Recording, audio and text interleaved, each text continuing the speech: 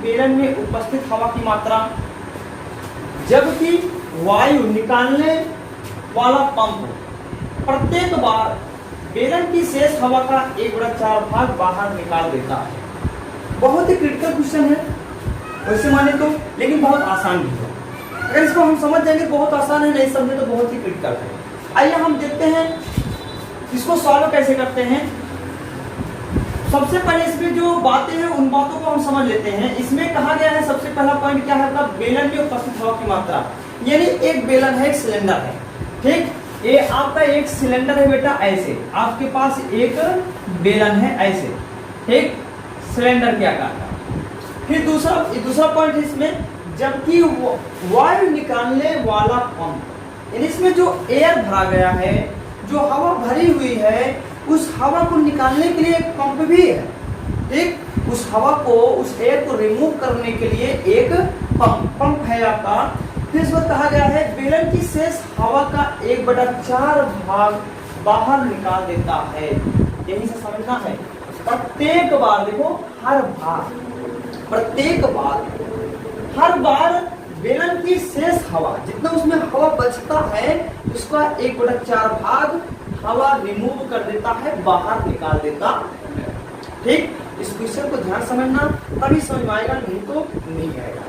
सबसे पहला पॉइंट क्या है, एक आपके पास ऐसे सिलेंडर है, देख रहे हो ना सिलेंडर, ये आपका बॉटल है, बॉटल किस शेप का है, सिलेंडर के आकार का है। इसमें जो बेटा एयर प्रेजेंट है, जितना एयर इसमें उपस्थित है, उस एयर का 1/4 भाग हर बार वो जो पंप है उसको बाहर निकालना है। अब आपको चेक करना है और चेक करके बताना है, बताओ एपी है कि नहीं है। तो क्या काम करेंगे, A1 पता करेंगे, A2 पता करेंगे, A3 पता करेंगे। A1 A2 A3 मैं निकाल लेता हूँ, फिर बेटा उसका सारवांतर मैं चेक करके देख लेता हूँ कि एपी है या नहीं। जरा आप लोग बताइएगा, सोच के बताइएगा, इसमें कितना एयर रिप्रेजेंट होगा, कितना प्रेजेंट होगा, सॉरी कितना उपस्थित होगा इसमें एयर। इसमें कितना हवा भरा होगा बेटा, जितना इसका वॉल्यूम होगा ना, बोलो, जितना इसका आयतन होगा ना, बोलो बोलो भाई, इसमें कितना हवा भरा होगा, जितना इसका आयतन होगा। तो मैं मान लेता हूँ इस बॉटल का आयतन कितना है, V है या X है, कुछ भी है, ठीक है। कितना मान लेता हूँ, V है या X है, मैं मान लेता हूँ इस बॉटल का आयतन X, ठीक। माना यहाँ पर सॉल्यूशन आपको सॉल्व करना शुरू कर रहा हूँ, ध्यान समझना, ठीक है। आपका हल स्टार्ट हो गया है। मैं मान लेता हूँ बेटा इस बॉटल में, इस सिलेंडर में X हवा रिप्रेजेंट है। माना इस बेलन का आयतन, इस बेलन का आयतन कितना है बेटा, इस बेलन का आयतन X है, ठीक। यानी इसमें कितना एयर उपस्थित होगा, जितना उसका आयतन आएगा। इसको हम ऐसे भी दे सकते हैं, मान लेते हैं इस बेलन में उपस्थित हवा की मात्रा, ऐसे भी दे सकता हूं। माना इस बेलन में उपस्थित हवा की मात्रा X, इसलिए मैंने क्या लिख दिया, इसका आयतन लिख दिया। मैं आपको करके लिख सकता हूँ, मान लेता हूँ, माना ऐसे लिखता हूँ, माना इस बेलन में उपस्थित हवा की मात्रा, उपस्थित हवा की मात्रा बेटा कितना होगा, यही बराबर होगा बेलन के आयतन, ठीक है, बराबर होगा बेलन के आयतन। तो हम इसको यहाँ इरेज करके, इसको गायब करके यहाँ पर लिखते हैं बराबर बेलन का आयतन, बेलन का आयतन, ठीक। कितना क्लियर। और आयतन को हमने कितना माना था, X से माना था ना, चलो कोई बात नहीं, इसको लिखे रखो बेलन का आयतन, गायब मत करना, काम है इसका, ठीक है। चलो X क्लियर।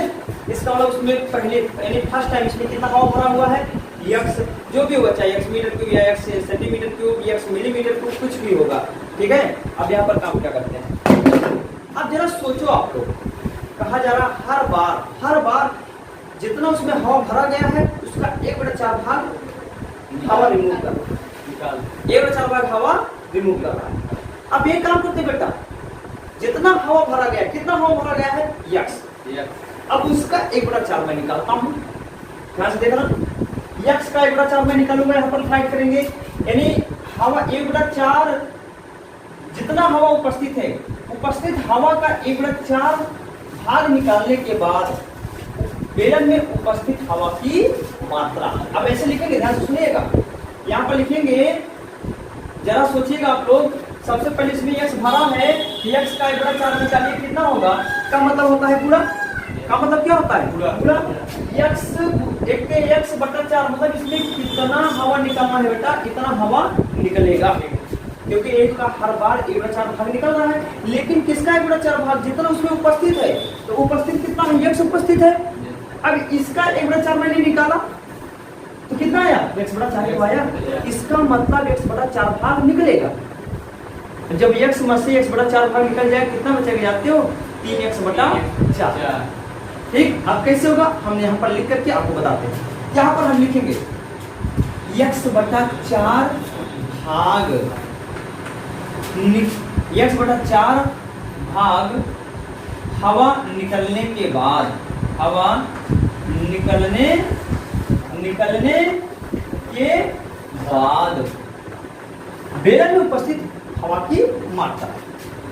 बेलन में उपस्थित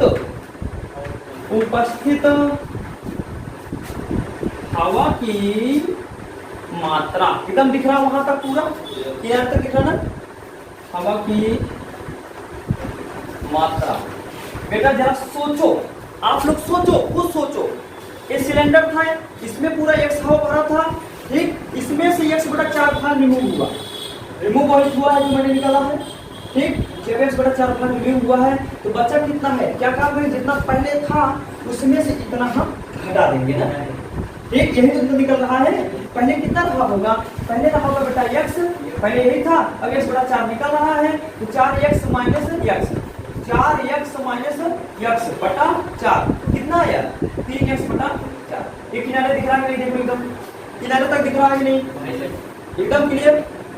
3x/4 क्लियर है, दिख रहा है किनारे तक?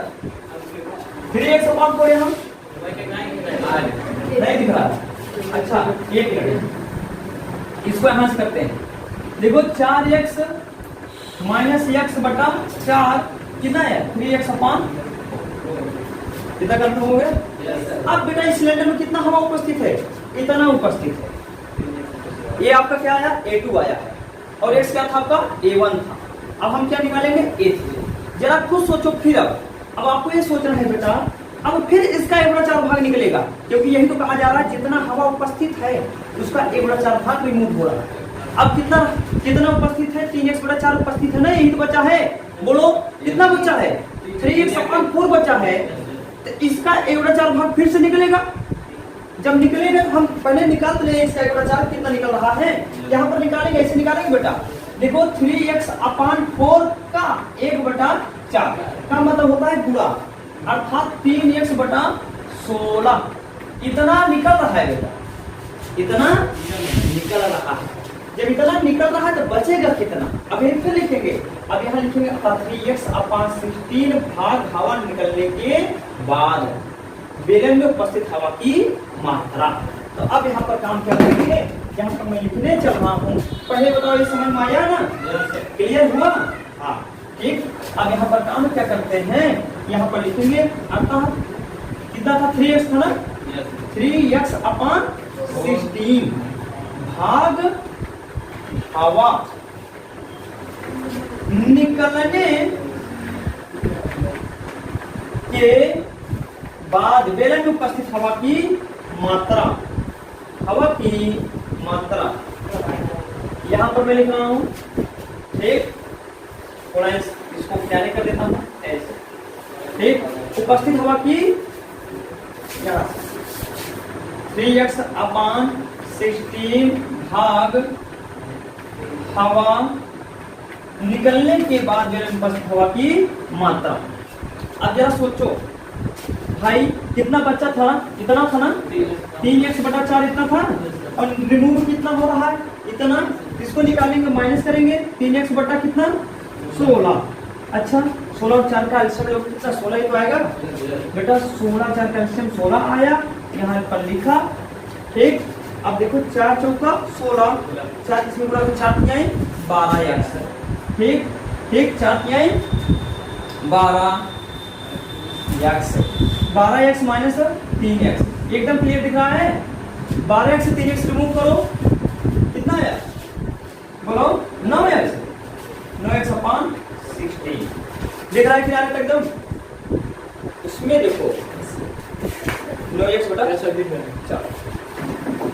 हाँ बच्चों, अब हम चेक करना शुरू करते हैं एपी है कि नहीं। जैसा कि आप लोग जानते हो आपका ए था एक्स, ए आपका एक्स था यानी a1 एक्स था, a2 आपका कितना आया था 3x अपॉन 4 आया था, और बेटा a3 कितना था 9x अपॉन 16 था।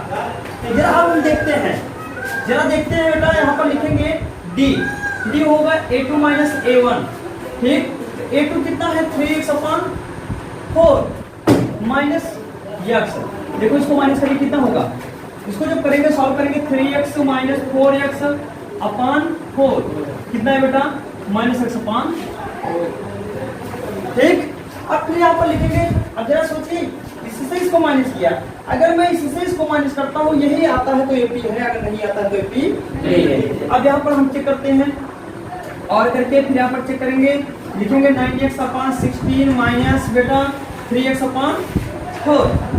16 4 का एलसीएम 16 होगा, यहाँ पर लिखा 16, 9x लिख लीजिए, 4 से 16 डिवाइड करिए 4 आएगा, और 4 का 3 मल्टीप्लाई करिएगा 12 आएगा।